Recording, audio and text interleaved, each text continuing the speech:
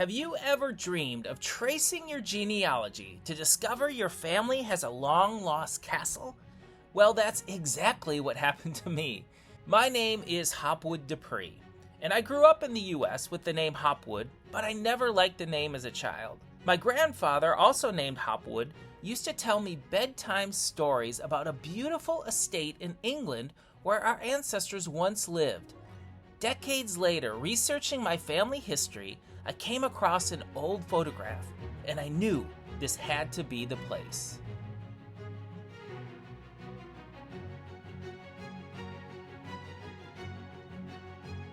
This is just absolutely insane. I'm getting on a plane tonight to fly to England. I'm leaving behind my family, my friends, my house, everything.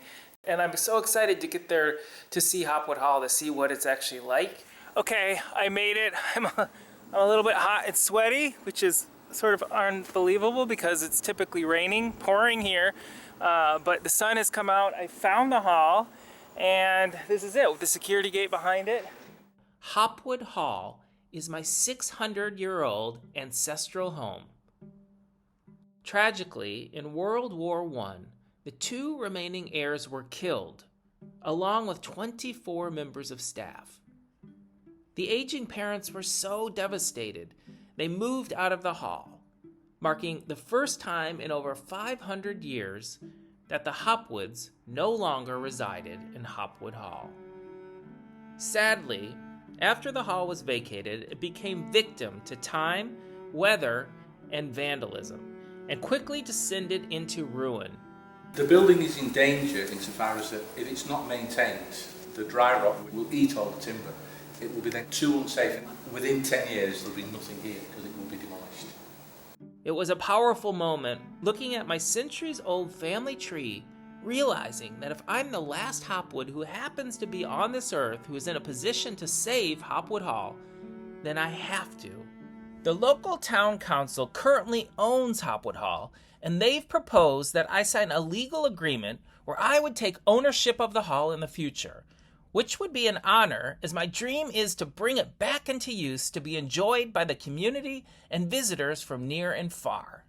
Today is the day that I am signing the papers with the Rochdale Council.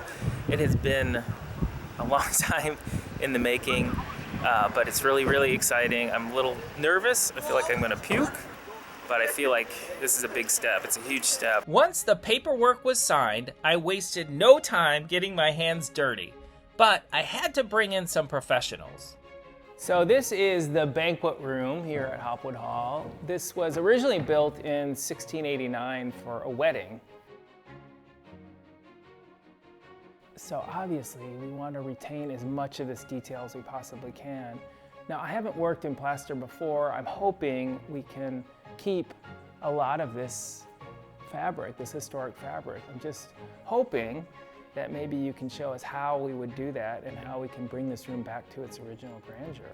Because it's dry and because it's still in place, we can consolidate and save what's there. Really? Yeah. Oh, that's great. Especially if you like a challenge. Yeah, well. Now, could something like this be saved? This particular part, the actual lime render can't be saved, no, because the keys failed on the back, hence that's why it's dropped. So the lime render being this The flat wall, area, yes. The flat area. Okay. But that's not to say that we can't try to save the mouldings, the plain mouldings. We can maybe try to multi-tool them or chisel them off gently. But also, again, the patra, the mouldings, the block mouldings, they can be saved and they can be reused. As restoration efforts begin, my path tracing my family history continues to grow as I become more and more connected to the people who lived before me. So I think your family's existed in Middleton since about 1100. Is that like Cape Middleton? If it was, it would be. You know, wouldn't that be a wonderful thing? But no, it's not.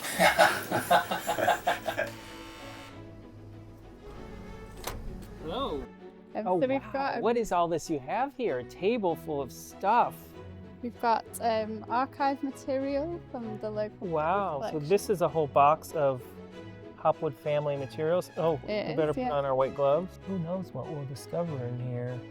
I have never seen any of these. It's nice to see people being silly as well, because quite Yeah. often they're very formal. Right. So it yeah, shows that they were quite relaxed occasions when they were taken. Yeah.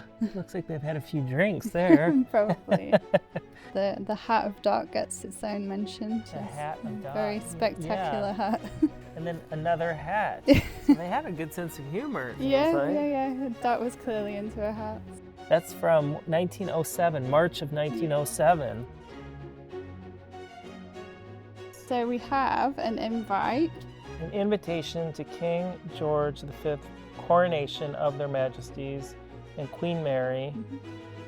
By command of the king, the Earl Marshal is directed to invite Colonel Hopwood. And that gives you some idea, I think, of how prominent the family were, that they would have been invited to an occasion like this. Wow. Our goal is to turn Hopwood Hall into a specialty events venue for weddings, community gatherings, and artistic and educational retreats. Word got out about the hall being renovated, and I was amazed at the response from the local community. Lots of them have deep personal and generational ties to the hall, with many of their ancestors having worked and lived at the hall too. My grandmother was the caretaker for the hall. My grandfather was the chauffeur. My great-grandfather, I didn't know at the time, but he was the coachman for the Hopwoods. So what year would that have been roughly, do you know? Late 1800, he died 1922. It's so heartwarming to see members of the community whose ancestors lived and worked at the hall centuries later help toward its renovation. It's created a deep bond that transcends across time. So at the training school, we aim to teach people how to run a plaster moulding on the bench. For this situation is going to be a panel moulding, which is just purely traditional materials, traditional skills. So if you can keep that wide open, Okay, keep it wide open. that's it, and put it towards you, and then go, you just keep walking backwards. Okay. This will bind all the cast together. Right, This will keep okay. it all in place for a while. If you didn't have this in, then the cast will just snap. And it's a bit like hair in your sand and lime. This is the binder as such. How many times do you usually do this? 12, 12 14, times. 15 times. How you doing? I think all right. It's coming into shape. There it is, yep, getting there. So we just tip it up onto the bench. There you go. Okay. I'm just absolutely blown away by this. Cool. I love it. To think that that can go back in the hall and restore it. It will do, yeah. Now I'm going to take a piece of the molding that I have made into the banquet room where we copied it from and see how it looks. Beautiful, and it's what not only restoring the building, but also having a clear understanding of what they did with their hands and the people who helped them and the people who helped build this room hundreds of years ago. And here I am, and here we are, and here is the community doing the same thing today. We still have a long road ahead of us with 600 years of history to discover and restore. But with our incredible team, we are getting there. I never would have imagined when I started tracing my genealogy that it would lead me on the journey that I am today. I hope you'll come along and see where this adventure takes us.